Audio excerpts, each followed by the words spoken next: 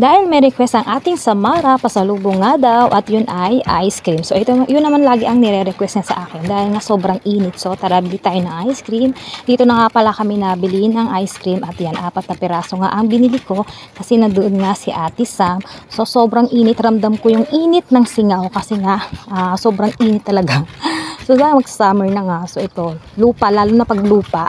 So 4 na piraso to, sabi ko nga dito na lang ako bibili ng ice cream para hindi siya agad matunaw. Kasi ang gusto pang request ng aking Samara ay yung ice cream nga doon sa mini stop. So masarap naman talaga yung ice cream doon sa mini stop, kaya lang medyo hassle kasi din naman ako doon dumadaan.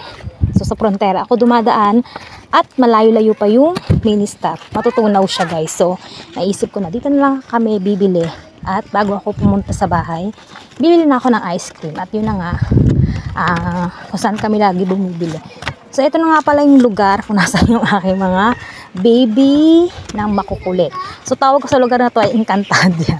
Bakit Encantadia? Kasi nga hindi mo akalain na may bahay dito pagbukas mo ng gate. Ayan, so mapuno-puno siya, may mga puno-puno. Ayan, at saka malapit na tayo guys. Ramdam ko yung singaw ng init. Ayan, ayan, may mga bato-bato. At medyo hinihingal lang nga si ate.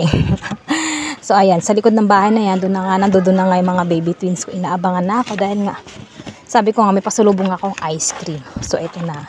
Sobrang init, kahit naman sino gugustuhin kumain ng ice cream kahit ganito kainit, 'di ba guys? Ayan, kahit ako gusto kong kumain ng malamig. Tulad ng ice cream at uminom ng malamig. So ayun na nga, naririnig ko na nga ang mga boses nila at inaabangan na nga ako ng aking mga baby twins. So ayan, so ito na nga ang mini gate. Ayan ang gate. So open natin ang mahiwaga. So nandito na nga tayo guys at narinig na ako ng aking baby Samara at sinalubong na ako at hinahanap na ang kanyang ice cream. So ibigay na natin ang kanyang ice cream. Ayan, sabi ko bigyan niya yung mga ate niya. Ayan. So hanggang dito lang aking mini vlog. Thank you sa panonood at walang tigil sa panonood ng aking mga bidyong walang kwenta. Thank you for watching. Bye bye. Bye bye.